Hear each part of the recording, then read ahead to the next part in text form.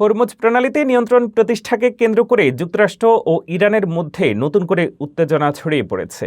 মার্কিন নৌবাহিনীর প্রজেক্ট ফ্রিডমের আওতায় পণ্যবাহী জাহাজ স্কট শুরু করলে ইরানের 6টি ছোট বোট ধ্বংস করার দাবি করে।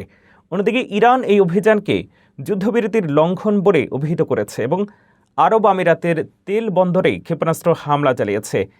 এই সংঘাতের ফলে বিশ্ববাজারে তেলের দাম ও সরবরাহ নিয়ে নতুন করে উদ্বেগ দেখা দিয়েছে। হরমুজ প্রণালীর নিয়ন্ত্রণ নিয়ে মধ্যপ্রাচ্যে আবারও যুদ্ধের দামামা। আমেরিকার প্রজেক্ট ফ্রিডম বনাম ইরানের পাল্টা হামলা, সব মিলিয়ে এক ভয়াবহ সংকটের মুখে বিশ্ব অর্থনীতি। সোমবার মার্কিন নৌবাহিনী যখন হরমুজ প্রণালীতে আটকে পড়া ট্যাঙ্কারগুলোকে উদ্ধারে প্রজেক্ট ফ্রিডম শুরু করে, তখনই শুরু হয় রক্তক্ষয়ী সংঘর্ষ।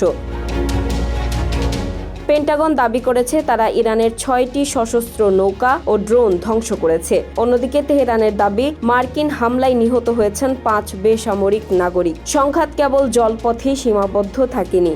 ইরানের মিসাইল হামলায় আরব আমিরাতের ফুজাইরা তেল বন্দরে দাউ দাউ করে জ্বলছে আগুন। এর ফলে বিশ্ববাজারে তেলের সরবরাহ নিয়ে নতুন করে আতঙ্ক ছড়িয়েছে। যদিও মার্কিন রণতরীর পাহারায় 2টি বাণিজ্যিক জাহাজ সফলভাবে প্রণালী পার হওয়ার খবরে তেলের দামে সামান্য পতন দেখা গেছে, কিন্তু সার্বিক পরিস্থিতি এখনও অগ্নিগর্ভ।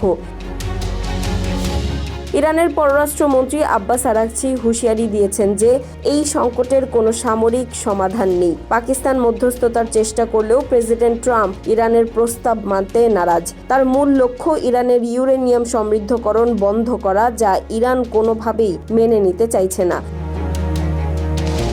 বিশ্বের খনিজ তেলের প্রাণকেন্দ্র হরমুজ প্রণালী এখন এক রণক্ষেত্র। একদিকে পরাশক্তি যুক্তরাষ্ট্র, অন্যদিকে অনড় ইরান।